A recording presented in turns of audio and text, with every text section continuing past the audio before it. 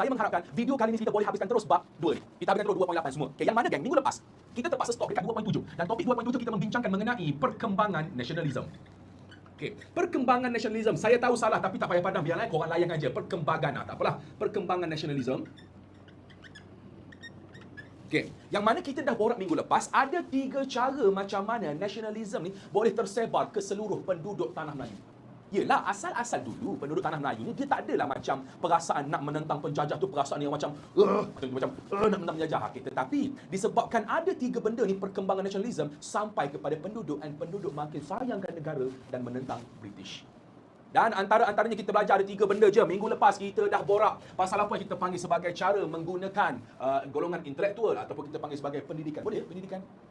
Boleh ke pendidikan kan? Pendidikan intelektual lah, intelektual. Golongan intelektual. Lepas tu yang kedua pula, kita masuk pula menggunakan penulisan. Dan yang ketiga, ada satu lagi cara iaitu menggunakan persatuan.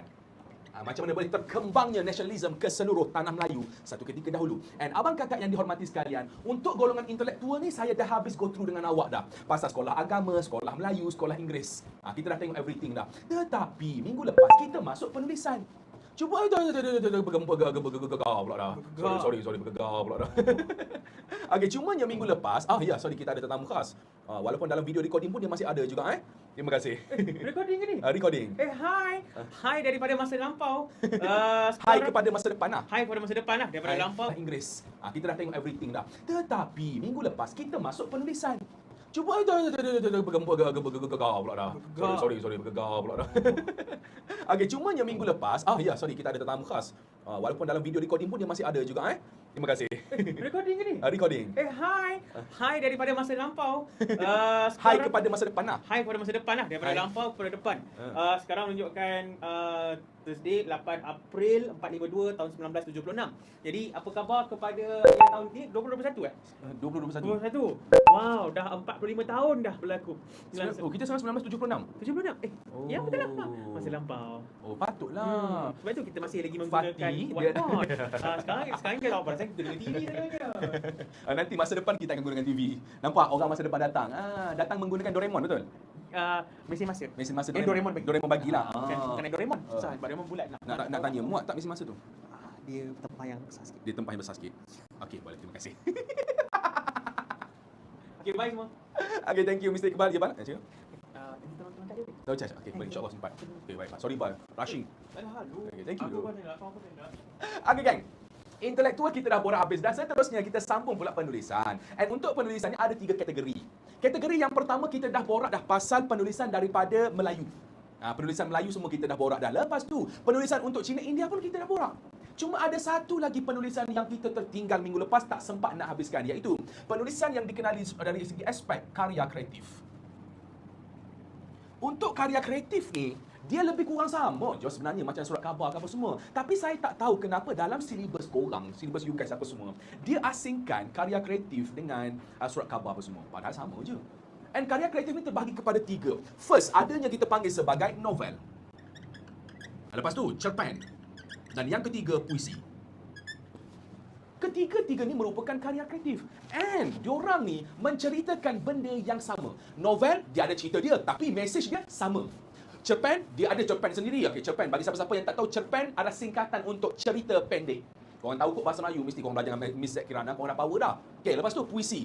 Puisi singkatan apa puisi. Sudah saya pun tak tahu apa tu. So, walaupun dia novel kita tahu betapa panjang novel, tebal kan, boleh jadi tebal ni, boleh tebal tu apa semua, tapi cerpen pendek je lah. Puisi pun sangat singkat. And walaupun berbeza medium, berbeza cara, diorang menyampaikan satu mesej yang sama. Iaitu antara mesej yang disampaikan oleh novel, first of all, ladies and gentlemen, novel cerpen puisi iaitu semangat cinta negara. Ni je mesej dia. Dia tak kisahlah. Novel kalau tanya apakah tema dia, semangat cinta negara. Apakah mesej dia, semangat cinta negara. Sama juga macam puisi. Semangat cintakan negara, semangat berjuang menentang penjajah. Cuma dekat sini awak kena tahu sikit contoh-contoh novel. Contoh tahu sikit-sikit je lah. At least awak hafal satu pun dah cukup. Okey, macamnya novel yang waktu tu diorang tulis dalam buku teks, diberikan kepada awak nama novel yang dikenali sebagai Marilah Kita Berjuang. Ini nama tajuk novel. Mari Kita Berjuang. Macam wah, senang mudah je dia punya tu Dia punya nama novel dia, Mari Kita Berjuang, ya! Macam tu je. Okay, next seterusnya. Untuk cerpen pula, saya suka ambil apa tahu? Saya suka ambil satu tajuk yang dikenali sebagai Serunai Pujangga. Okay, tak tahu kenapa saya suka, sebab mungkin saya suka muzik kot. Serunai saya suka benda tu, Pujangga. Dan seterusnya, untuk puisi pula, kemungkinan saya lebih suka kepada terbalik ni, geng. Astaghfirullahalazim. Maafin gue. Serunai Pujangga ni, ini untuk puisi. Aduh. Cerpen ni tajuk dia Awang Putat. Ini contoh-contoh nama dia je. Itu je yang awak kena tahu. Tapi tema, mesej, apa yang nak disampaikan sama saja. Walaupun nama cerita berbeza. Itu je. Nak mudah faham lagi, senang bahasanya. Drama-drama TV3 pukul 7 tu, kan apa cerita apa?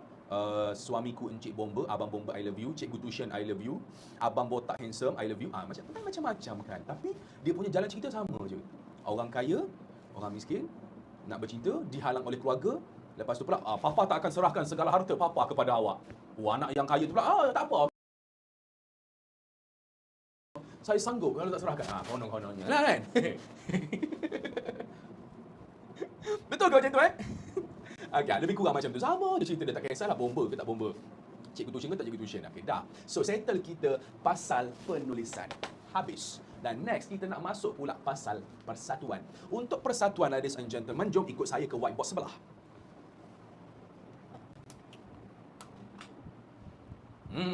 Okay, baik. Seterusnya, macam mana persatuan boleh memperkembangkan nationalism? Baik, geng. Saya lupa pula nak explain tadi dekat awak pasal karya kreatif apa semua ni kan. Awak kena faham, saya takut awak tak faham macam kita cerita untuk apa sebenarnya benda ni. Saya takut macam awak risau benda tu, tak faham benda tu. Kita cerita kepada awak macam mana boleh sampainya semangat nationalism kepada rakyat kampung yang duduk kampung gila nak mati. Melalui benda ni. Sebab awak faham kan, orang zaman dulu tak ada TV. Dan untuk hiburan mereka membaca lah benda macam ni. Dan bila membaca, diorang dapatlah mesej apa yang disampaikan. Dipengaruhi, terpengaruh. Macam sekarang lah. Tengok TV, drama TV3, kahwin dengan orang kaya, dapat harta hidup mewah apa semua. Awak terpengaruh masing-masing nak kahwin dengan orang kaya semua kan. Ya ke? Tapi betul kan? Ada yang macam ada pengaruh sikit-sikit kat situ. Tak payah tengok TV lah, kita tengok apa Instagram. Instagram kan ada pernah dulu lah, pernah viral apa, relationships goal. Konon-kononnya relationship goal. Dah masing-masing semua macam, nak jugalah, nak relationship goal. Alah, you kenapa you tak buat macam dia? You ni kan terpengaruh tu. Lebih kurang lah. Okay? Dah settle pasal yang tu. Next, seterusnya pasal persatuan. Persatuan, ladies and gentlemen, dia pecahkan kepada 3 jenis persatuan. Dia tak ada 3 jenis lah. Okay, sebab buat 3 boleh lah, boleh 3. Okay, next. Persatuan yang pertama yang kita akan borak kat sini, first, adanya persatuan yang ditubuhkan oleh orang Melayu. Dan yang kedua, adanya persatuan yang ditubuhkan oleh orang India dan Cina. Dan yang ketiga, adanya persatuan yang ditubuhkan oleh orang lain-lain lah. Seperti contoh golongan Sikh pun ada persatuan mereka sendiri. So gang, kita akan borak one by one berkaitan dengan persatuan Melayu, India, Cina dengan lain-lain. Tapi borak kita ringkas saja Borak kita ringkas saja ini sebab kita dah nak go through habiskan semua benda. Okay, jom. Next kita masuk dulu pasal persatuan yang dikenali sebagai Persatuan Melayu.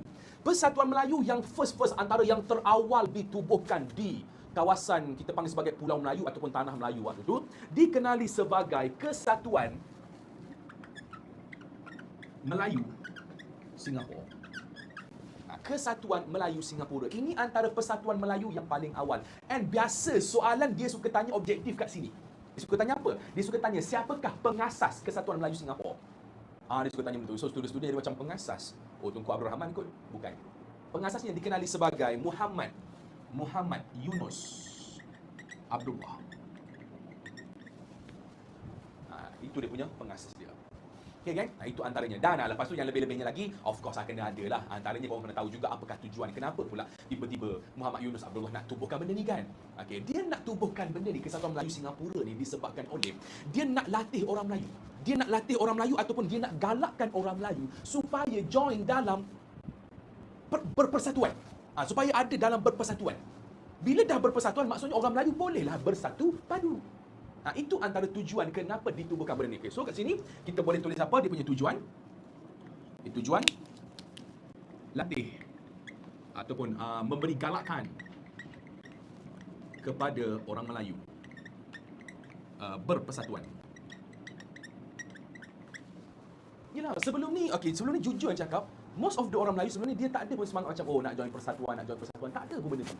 Tapi disebabkan oleh Muhammad Yunus Abdullah, dia tubuhkan satu memang khusus Kesatuan Melayu Singapura, dia galakkan semua join, and awak tahu tak, kesan dia cukup besar, yang mana lepas dah tubuh KMS ni, Kesatuan Melayu Singapura ni, KMS, tolong kat sini dulu, KMS. Lepas dah tertubuh je KMS ni, banyak gila lahir persatuan-persatuan Melayu yang lain. Dia jadi macam, orang jadi macam dah suka nak bersatuan. So dari situlah, bila dah banyak ada persatuan di seluruh tanah Melayu ni, dah ada Persatuan Melayu Pahang, Persatuan Melayu Selangor, Negeri Sembilan, Persatuan Melayu Kedah, semua dah ada Persatuan Melayu sendiri, dan ramai orang Melayu join. And orang yang join berpersatuan ni, dia bukan pergi lepak saja-saja. Lepak lu kedai kopi, minum teh tarik apa semua, no. Dia orang akan bercerita mengenai masalah yang berlaku waktu tu. And masalah yang berlaku waktu tu adalah dijajah oleh British dan cara-cara macam mana nak dapatkan kemerdekaan. Nasionalisme lah. That's why dalam topik ni, persatuan salah satu alat perkembangan nasionalisme. Okay, itu persatuan Melayu, ladies and gentlemen. Seterusnya pula. Seterusnya kita ada lagi persatuan yang kedua untuk orang Melayu yang dikenali sebagai Persaudaraan Sahabat Panel.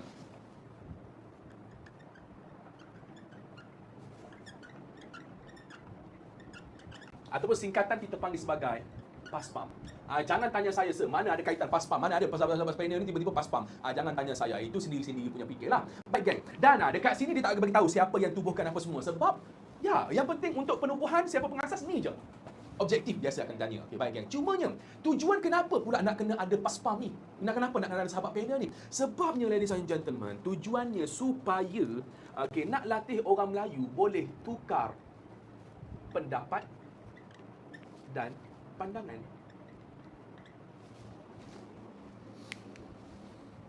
Macam Clubhouse kan duduk borak tu apa semua kan. Kita borak bagi pandangan, ada yang mendengar. Sebiji seji pun macam Clubhouse ni. Itu antara tujuan dia. Dan kejayaan yang paling terbesar yang pernah dilakukan oleh PASPAM, bukan Clubhouse. Kejayaan yang paling terbesar oleh PASPAM adalah berjaya mengadakan perhimpunan terbesar di seluruh tanah Melayu. Dia pergi ke setiap negeri-negeri dan buat satu perhimpunan. And ramai gila orang Melayu yang join. Dan waktu tu, ladies and gentlemen, mereka ceritalah pendapat masing-masing. Pendapat orang sana cakap, kat Kelantan tak boleh ni, Kelantan macam tu pula. Johor pula, kita Johor, kita kat sini okey nak.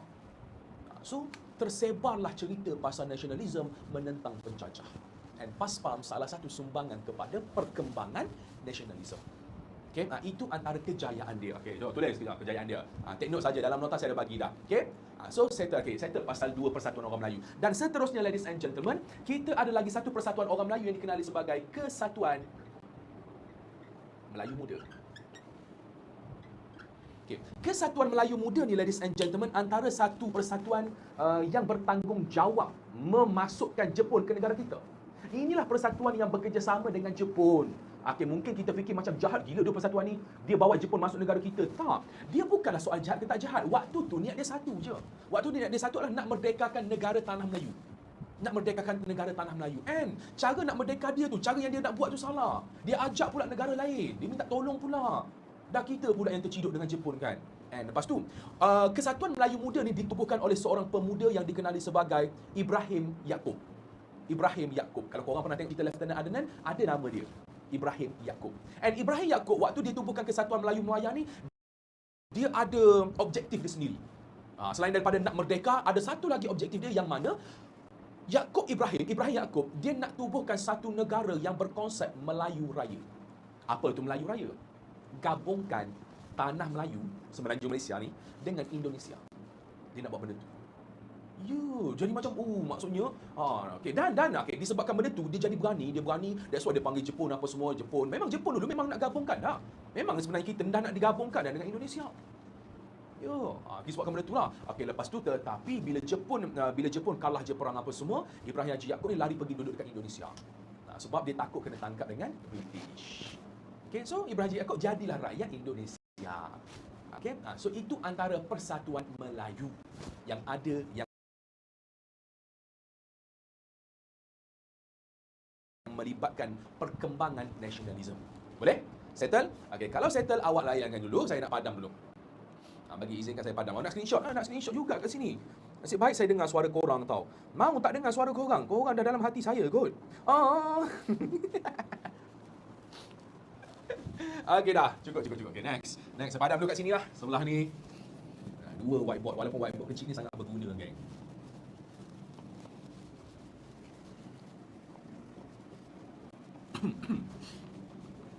Ku mengharapkan Ramadan kali ini penuh makna agar dapat ku lalui dengan sempurna selangkah demi selangkah.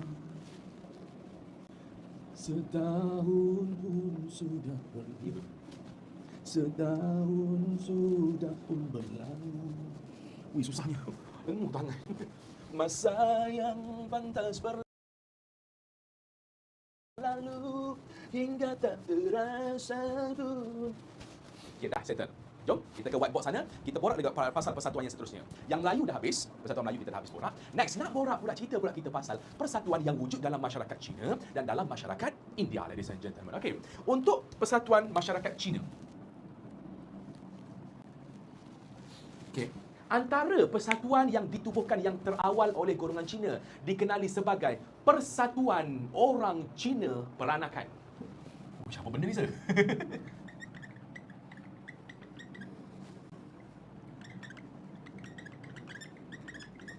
Sudah benda apa ni? Ataupun dia punya singkatan SCBA. Apa benda ni kan? Sudah mampu. Cina Peranakan ni adalah antara first batch yang datang ke negara kita. So dia waktu tu digelar sebagai Cina Peranakan. Lepas tu ada banyak batch-batch lain apa semua. Yang itu dah tak digelar sebagai Cina Peranakan. And kebanyakan Cina Peranakan, kalau korang perasan, dia dah terikut dengan budaya-budaya tempatan. Contohnya apa? Contohnya kaum Baba dan Nyonya. Kaum Baba dengan Nyonya tu adalah salah satu golongan Cina Peranakan. Dan diorang pun dah terikut dah budaya-budaya Melayu. Lagi, saya kalau dekat Kelantan, kalau korang tahu korang pergi Kelantan, korang jumpa orang Cina biasanya, dia punya cakap Kelantan tu pekat gila nak mati. Tak ada bunyi cakap Cina pun. Macam biasanya kalau orang Cina dia nak cakap bahasa Malaysia, dia macam ada bunyi macam, hey luar orang tak ada. Okay, dia macam bunyi macam tu sikit kan. Okay, tapi dekat Kelantan tak ada. Dan biasa itu adalah Cina Peranakan. Okay. So siapa yang tubuhkan ni? Orang yang tubuhkan Persatuan Cina Peranakan ni, ladies and gentlemen, adalah orang yang berpendidikan Inggeris. Okay, golongan yang berpendidikan Inggeris, golongan yang pandai. Waktu tu mereka di negeri-negeri Selat. Okay? Dan first Persatuan Cina Peranakan ni mula-mula sekali ditubuhkan di negeri-negeri Selat sahaja. Next, lepas tu apa jadi? Lepas tu pula wujud seorang tokoh pula yang bernama Tun ataupun kita panggil Tan Cheng Lock. Beliaulah antara golongan yang pergi tubuhkan, yang menghidupkan cawangan ataupun dia tubuhkan Persatuan Cina Peranakan ni di kawasan Melaka.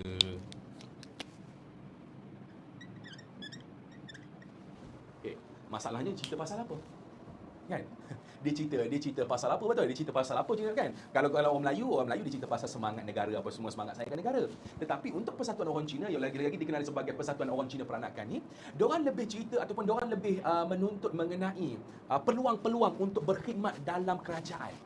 Antara perkara yang dituntut oleh dia. Okey, yang itu awak tolong highlightkan nota awak, saya tak nak tulis kat whiteboard ni. Peluang berkhidmat dalam kerajaan. So nanti kita kerja kerajaan lah, ya. Sebabnya waktu tu yang bekerja kerajaan majoriti adalah British lah. Semua pegawai-pegawai British, of course, diorang akan kerja kerajaan. Dan ada sedikit saja pegawai daripada orang Melayu. So, orang Cina waktu tu pun diorang pun nak juga. Okay? Baik, settle pasal masyarakat Cina. Next, seterusnya, kita masuk pula kepada masyarakat India. Untuk masyarakat India ni ada banyak sangat-sangat persatuan. Okay, yang pertama, jom kita tengok sama-sama nama dia. First, kita dikenali sebagai Persatuan India Taiping. Persatuan India Taiping. Yang pertama. Next, seterusnya, Persatuan India Penang. Saya tulis Penang je.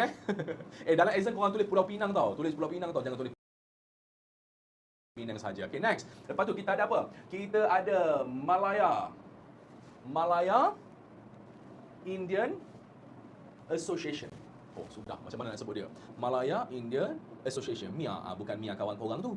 Okay, next pula kita ada apa? Kita ada CIAM, Central India Association of Malaya. CIAM. Okey, baik geng. Okey, masing-masing ditubuhkan ada tujuan tertentu. Macam contoh, dua ni, Persatuan India Taiping dengan Persatuan India Penang ni ditubuhkan supaya khusus untuk jaga kepentingan Allah. Tak muat dah. Untuk jaga kepentingan masyarakat India.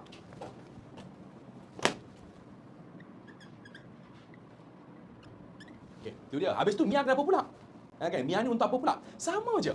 Sama je. Okey, Mia sama je. Cuma dalam buku teks dia tak nyatakan pasal Mia ni.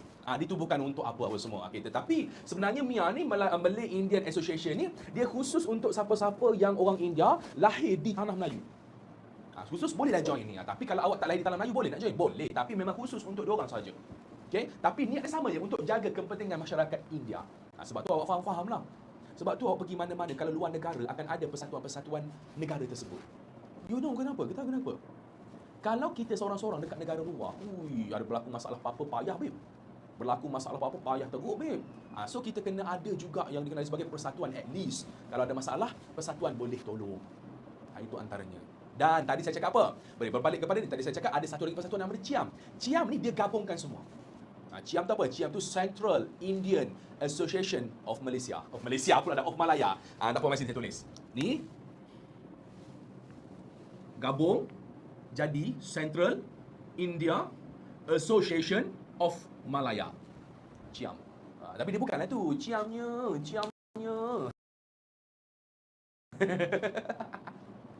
Dia bukan itu, CIAMnya dia.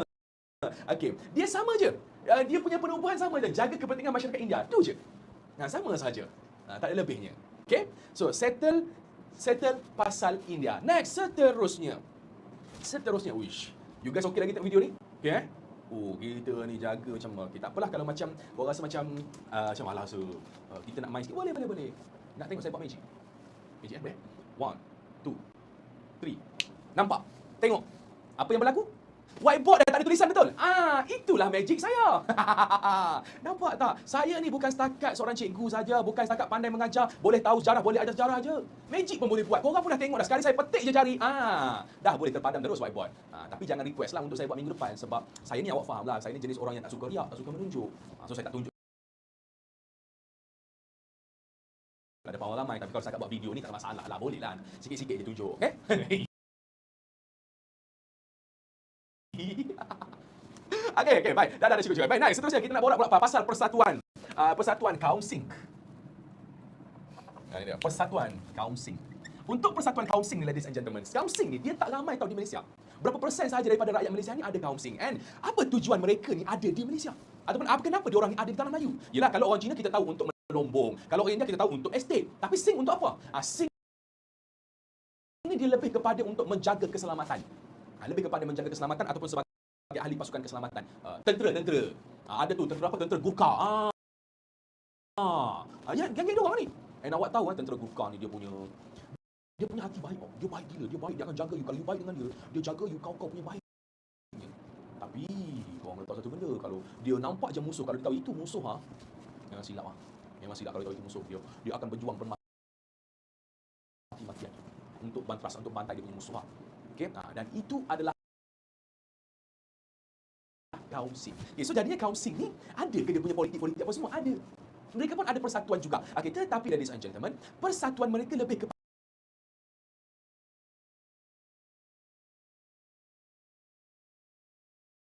kepada ke arah keagamaan. Dia lebih kepada ke arah keagamaan. Yang mana kebanyakan dijalankan ataupun dilakukan aktiviti-aktiviti persatuan ini di Gurdwara. Sorry kalau saya salah sebut saya tak reti sangat nak sebut benda ni. So di Gurdwara, yang mana geng, sinilah tempat yang menjadi perkembangan kesedaran politik masyarakat Singh. So kat sini Gurdwara ni lah tempat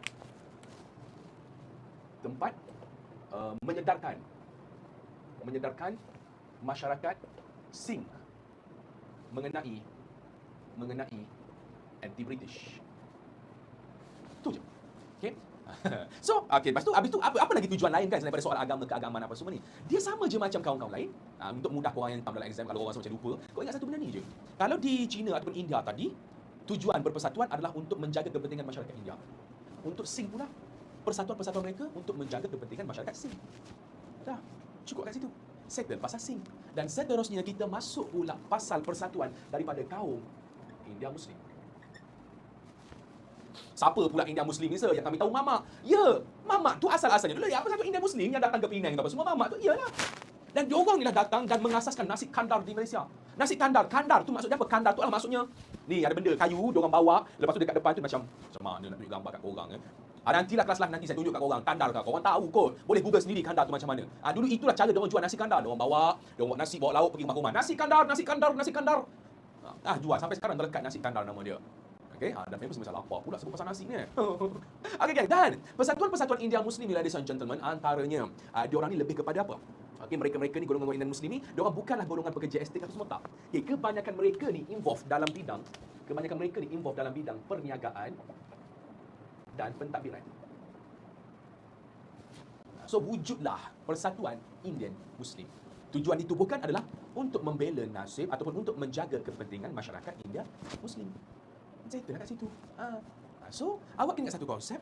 Persatuan, dia akan kumpulkan ramai orang. Tak kisahlah persatuan apa sekalipun, Cina Peranakan ke, India Taiping tadi ke, dia akan kumpulkan semua orang. So, daripada situ, mereka akan sebarkan segala mengenai nasionalisme. Kalau Melayu, nasionalisme dia berkaitan dengan menentang penjajah. Kalau bukan Melayu, nasionalisme dia adalah menjaga kepentingan kaum. Sebab mereka ni datang daripada negara asalnya, datang ke sini, kena jagalah, kan jangan bergaduh ke apa semua, terbunuh ke, tersepak ke. So, dijaga oleh persatuan sendiri. Okay? Itulah tersebarnya nasionalisme. Faham? Mudah tapi banyak tu. Banyak gila tu topik ni nak kena hafal semua kan. Okay. Tapi awak just ingat basic je tau. Awak just ingat basic je, tak payah korang macam nak hafal macam tak payah. Korang ingat je Melayu menentang penjajah macam tu. Kalau bukan Melayu, jaga kepentingan kaum masing-masing. Okay, dah boleh. Kalau boleh, jom kita bergerak kepada whiteboard seterusnya. Okay, next. Yang tu tak padam lagi. Takkan saya nak petik lagi sekali tak boleh macam tu. Main sini lah korang teman dah, saya padam, saya seorang-seorang je ni. Rekod studio ni, rekod video ni. Teman saya jap. Terima kasih lah teman. So far korang, dah seminggu sekolah ni, saya rasa korang ni dah jadi makin aktif ke makin penat ke sekolah? Kalau yang penat ke sekolah tu apa semua, tak apa, mula-mula tak biasa kan? Ini baru first time sekolah betul? First time kan dalam dunia ni, dah lahir daripada lahir sampai sekarang baru first time sekolah kan? Sial. Pengajian. Terima kasih. Alright gang, dah settle kita padam. Next, seterusnya. Habis 2.7 dan hari ni janji saya kepada awak, apa saya cakap? Kita nak masuk topik last kali juga. Kok mana-mana pun kita kena habiskan bab 2. Sebab kita ada 10 bab gang. Laju kok kita nak kena pergi ni. Ini apa kita baru bab 2. Miss Rosa sesyairan dah bab 3 dah pun. Saya seorang ketinggalan kat sini. Sedih rasa macam malah aku je ketinggalan. Botak dah sama botak dah, tapi tak sama kelajuan. Okey dah, jom. Baik, dalam topik 2.8 diceritakan mengenai kepada awak berkaitan dengan ceritanya adalah panjang ayat tu. Ceritanya adalah kesan-kesan nasionalisme. Kesan-kesan nasionalisme ataupun kesan-kesan perkembangan nasionalisme. Baik. Kesan-kesan perkembangan nasionalisme dia ada kaitan dengan 2.7 tadi. 2.7 cerita pasal faktor macam mana boleh berkembang. Yang ni pula kesan daripada kembang tersebut.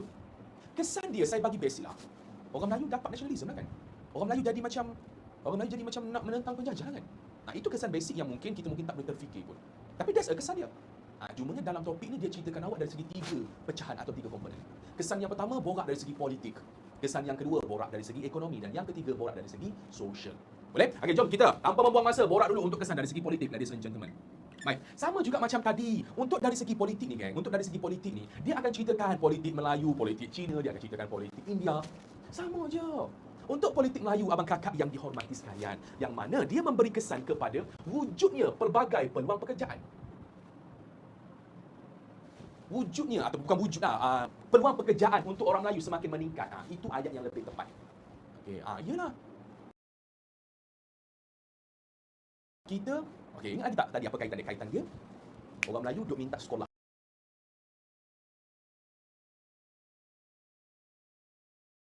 Duk minta sekolah. Dan British terpaksa tubuhkan sekolah. Bila sekolah dah ada, ramai orang Melayu boleh sekolah, ramai yang jadi lebih cerdik akal. So bolehlah nak bekerja dengan British, bekerja dalam pentadbiran. Okey. Dan ini hasil daripada berpersatuan tadi ni. Hasil daripada berpersatuan tadi tu. Okey. Itu antara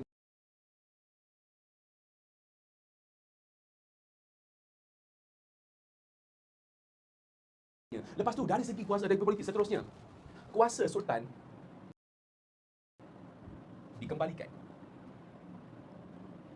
Kuasa sultan dikembalikan. Okay, baik. Dia tak adalah kembalikan macam contoh sultan kau kena mentadbir negara, tak ada.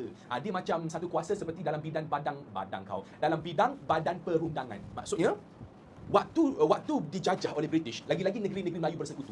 Contoh macam Pahang, Perak, Selangor ni, negeri itu bila dijajah oleh British, Sultan dapat satu kuasa. Kuasa dia tak silap saya adalah diorang terlibat dalam perundangan. Sorry, ingat lupa ni. Dia terlibat dalam bidang perundangan. Maksudnya nak gubal undang-undang ke nak buat undang-undang, Sultan dapat kuasa tersebut. Dari segi pentadbiran pula macam contoh Perdana Menteri. Perdana Menteri kita kan mentadbir negara kan. Okey. Yang mentadbir negara tu adalah British. Dia dari segi macam tu pula. Okey? So itu antara politik. Next, seterusnya pula. Itu politik dari segi orang Melayu. Okey, next. Kita masuk pula ada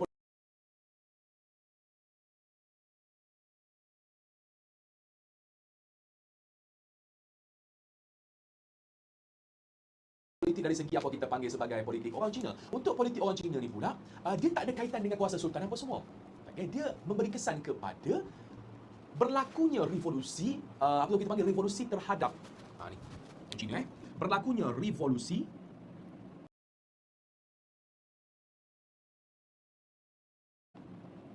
pendidikan Cina di tanah Melayu. Okay, berlakunya revolusi Cina di tanah revolusi pendidikan. Kenapa tak masuk dalam pendidikan? Okey. Kenapa dari seruai pendidikan tak masuk dari segi pendidikan? Kenapa masuk dari segi politik? Sebabnya yang menentang yang persatuan-persatuan tadi yang awak tengok tu persatuan Cina Peranakan apa semua, antara perkara yang dituntut oleh British apa semua salah satunya berkaitan dengan pendidikan juga. And pendidikan inilah yang diorang buat, diorang betul-betul wujudkan sekolah Cina. Mereka ni masyarakat Cina wujudkan sekolah, bawa cikgu semua datang daripada negara Cina, bawa buku teks datang daripada negara Cina apa semua. Dia ajar masyarakat Cina untuk belajar sekolah mereka. So budak-budak ataupun anak-anak Cina yang lahir dekat tanah Melayu ni, mereka akan jadi lebih pandai, boleh bercakap tu of course boleh kan, boleh membaca, boleh mengarang.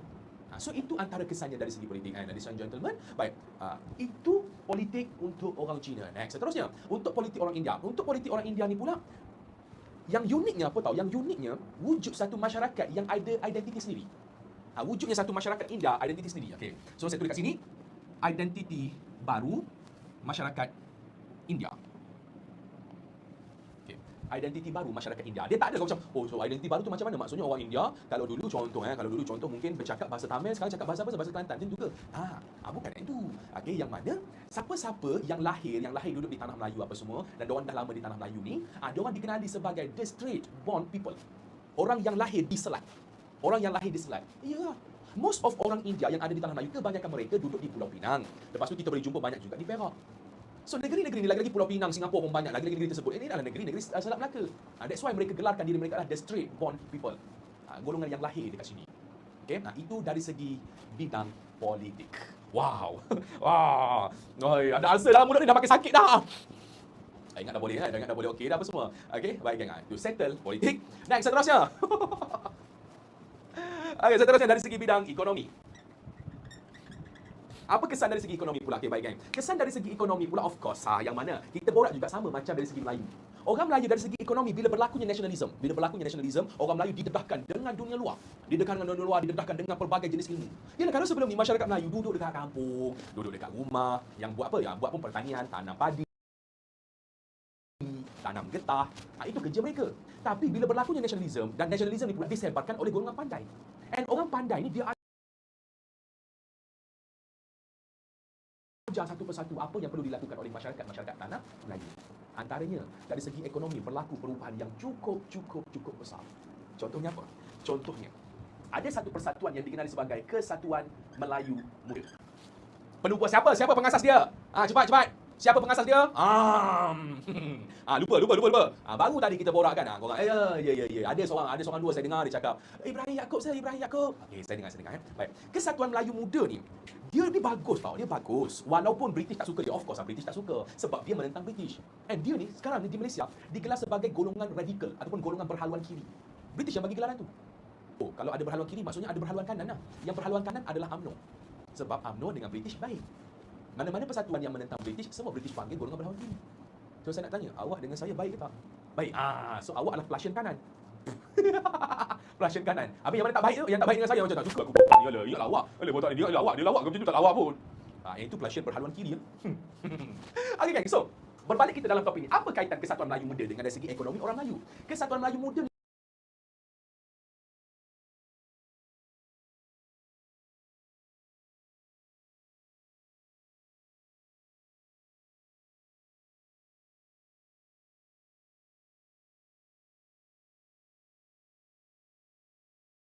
Baik. So awak adalah Prussian kanan. Kanan. Habis yang mana tak baik tu, yang tak baik dengan saya macam tak suka aku botak ni ala. Ingatlah awak. Ala botak ni dia lawak, dia lawak ke macam tu tak lawak pun. Yang itu Prussian perhaluan kiri ya. Okey gang, so berbalik kita dalam topik ini, apa kaitan Kesatuan Melayu Muda dengan dari segi ekonomi orang Melayu? Kesatuan Melayu Muda ni lah, mereka lah yang menggesa masyarakat Melayu memajukan diri dalam bidang ekonomi. Dia suruh orang Melayu buat apa? Dia suruh orang Melayu berniaga. Ya, itu yang dilakukan oleh golongan Kesatuan Melayu Muda. Okay? So bila dah berniaga apa semua, ekonomi orang Melayu makin lama makin naik. So waktu itulah kesan dia perkembangan nasionalisme, golongan peniaga Melayu meningkat. Sama juga macam sekarang situasi yang ada di Malaysia sekarang. Saya tak tahu, awak tahu tak apa yang saya tahu, dan saya tak tahu apa yang awak tak tahu, apa yang saya tahu tapi awak tak tahu. Dah gurau saja. Situasi di Malaysia once upon a time, satu ketika dahulu, kita memang terkenal dengan satu statement dan satu pandangan. Orang Cina suka bisnes, orang Cina ramai bisnes. Kan? Itu memang memang famous lah statement ni. Tapi sekarang saya cukup yakin orang Melayu pun dah ramai join bisnes. Ya, dah ramai gila lah. Termasuklah saya insyaAllah yang akan juga join bisnes one day. Okay, tak lama lagi. Support lah bila saya buat bisnes tu. Jangan tak support, jangan minta free saja. Okay, baik gang. So, itu antaranya berkaitan dengan ekonomi. So, settle dah pasal ekonomi, dah cukup. Dan last sekali, kalau ada politik, ada ekonomi, mesti kena ada social. Ya, betul. Okay, kalau ada politik, ada ekonomi, mesti kena ada social. Alright gang, terima kasih. Jom kita masuk dari segi social. Untuk dari segi sosial, awak kena ingat dalam sejarah, sosial ni dia ada banyak cabang. Kalau politik, kita ada orang pasal politik, dia berkaitan dengan pemerintahan, dia berkaitan dengan persatuan, itu politik ah. Kalau ekonomi ni, ekonomi naik ke, ekonomi turun ke, cara nak dapatkan duit, semua itu adalah ekonomi ah. Tapi sosial lah, benda apa je? Sosial nak cerita pasal benda apa? Sudah. Sosial ni dia banyak tau, perpaduan boleh. Perpaduan, agama pun sosial, pendidikan pun sosial. So dalam topik 2.8, kesan perkembangan nasionalisme dari segi sosial, dia ceritakan pasal dalam bidang pendidikan. Dia bagi tahu apa jadi, what happened kepada pendidikan. Adakah pendidikan makin merosot, adakah pendidikan makin menurun? Of course lah, no. Pendidikan di tanah Melayu waktu itu, ladies and gentlemen, makin naik. Yang mana wujudnya kesedaran dalam masyarakat, wujudnya kesedaran masyarakat kepentingan belajar. Kalau sebelum ni mungkin orang ingat perempuan tak payah belajar jauh-jauh. Last kali ke dapur juga. Tapi baru-baru ni pernah viral yang satu gambar. Ya, ke dapur. Tapi itulah, pendidikan itulah yang membezakan dapur aku dengan dapur kau. Deep baik. Benda tu bapak deep gila tu. Saya dengar macam, deep juga kan? Tapi apa yang saya maksudkan, tapi bukan tak ada niat menghina apa-apa. Jangan pula korang cakap, rasa ni menghina pula kita orang. Tak ada. Korang semua orang yang bagus dan korang rajin berusaha. Bila rajin berusaha, insyaAllah Tuhan akan balas dengan kejayaan. Amin, amin ya rabbal alamin. Okay, next. Dari segi pendidikan, kesan perkembangan nasionalisme itu muncul ramai guru wanita. Sebab apa guru wanita tiba-tiba ramai pula ni? Sebab pasal SITC tu lah. Sultan Ismail Training Center tu. Sultan Ismail lagi, Sultan Idris Training Center. Dan kenapa boleh ada SITC? Sebab adanya TKC. Tunku Kursiah College. Bila ada TKC, kan sekolah perempuan.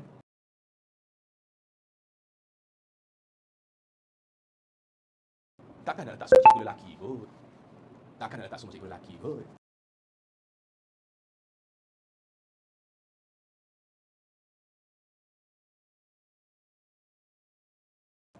So mereka perlukan cikgu perempuan. Inilah kesan dari segi pendidikan dari seorang gentleman. Okay? Ada banyak lagi kesan pendidikan yang mana awak boleh tengok dalam nota-nota yang saya dah bekalkan kepada awak. And kalau awak perasan dalam nota tu, dia ada dua kolom tau. Kolom yang belah kiri, kolom yang belah kanan. Perasan kan? Yang belah kiri tu yang berkotak kecil tu, itu usaha, itu perkembangan nasionalisme. Perkembangan dia. Dan kesan tu yang sebelah kanan tu. Yang panjang ayat dia semua itu kesan dia. Dan yang saya ambil semua ni pendek-pendek saja, ringkas-ringkas. Kalau kita ceritakan semua secara detail, memang sepanjang tahun kita belajar bab 2 lah cerita dia. Okay? Dah. So, settle lah bab 2, habislah 2.8. Okay, jadinya geng, kita nak ungkap balik, sudah aku tak tahu apa bahasa dia. Kita nak ungkap balik apa yang kita dah belajar sepanjang bab 2 ni. Allahu Akbar. Sepanjang bab 2 yang kita dah belajar. Okay, ada banyak lagi kesan pendidikan yang mana awak boleh tengok dalam nota-nota yang saya dah bekalkan kepada awak. And kalau awak perasan dalam nota tu, dia ada dua kolom tau. Kolom yang belah kiri, kolom yang belah kanan. Perasan kan? Yang belah kiri tu yang berkotak kecil tu, itu usaha, itu perkembangan nasionalisme. Perkembangan dia. Dan kesan tu yang sebelah kanan tu. Yang panjang ayat dia semua itu kesan dia. Dan yang saya ambil semua ni pendek-pendek saja, ringkas-ringkas. Kalau kita ceritakan semua secara detail, memang sepanjang tahun kita belajar bab 2 lah cerita dia. Okey? Dah. So, settle lah bab 2, habislah 2.8. Okey, jadinya geng, kita nak rungkap kita panggil ungkap. Sudah aku tak tahu apa bahasa dia. Kita nak ungkap balik apa yang kita dah belajar sepanjang bab 2 ni. Okey, sebab kita dah habiskan 2.8 kan. Sepanjang bab 2 yang kita dah belajar, kod-kod awak dah lupa sebab panjang sangat. Baik, tajuk dia adalah kebangkitan nasionalisme. Kebangkitan nasionalisme. Mula-mula sekali dalam 2.1, kita belajar pasal maksud nasionalisme. Maksud, dekat sini lah korang macam, maksud dia mudah je. Cintakan negara, kebebasan politik, lepas lagi menentang penjajah. Mudah je maksud dia. Tapi ramai orang masa macam, bila nampak je pandangan tokoh macam, banyaknya, jangan risau. Saya dah mudahkan awak cara macam mana nak hafal pandangan tokoh tu. Okay? Kepada pelasian yang baru, maaf saya tak sempat nak ulang untuk pandangan tokoh tu. Ya, awak boleh minta je daripada kawan-kawan yang lain. Minta tanya diorang. Macam mana? Okay, itu 2.1. Lepas tu, settle habis. Kita masuk pula 2.2. 2.2 dia cerita pasal nasionalisme di barat. Dekat sinilah kita belajar pasal macam mana penentangan rakyat England, rakyat France, rakyat US. And dekat sinilah yang korang kena tahu matlamat dia, cara ataupun strategi yang digunakan, dan apa kesan dia. Kesan dia sama ada berjaya ke tak berjaya, apa yang digulingkan, lawan siapa, merdeka ke tak. Kat sini. 2.2. Dan seterusnya, settle 2.2, kita masuk 2.3, nasionalisme di Asia. Nasionalisme Asia. Lepas tu kita belajar pasal negara mana? Belajar pasal negara India, negara China, Jepun, Mesir, Turki, Uthmaniyah. 2.3. Lepas tu pula 2.4 belajar pasal Asia Tenggara. Asia Tenggara. Lepas tu 2.5 sampailah 2.8 hari ni, semuanya berkaitan dengan nasionalisme negara kita. Okey, kalau awak sedar tak sedar, saya nak ringkaskan mudah saja. Untuk 2.2 sampai 2.4 ni, korang kena tahu matlamat dia. Cara dia ataupun strategi yang digunakan. Lagi satu sebab-sebab. Tulislah tu, tak nampak gambaran dia. Okey, korang kena tahu mana ni? Matlamat, sebab, strategi, kesan. 4 benda ni kena tahu. Tak nampak pula. Tu dia. Matlamat, sebab, strategi, kesan.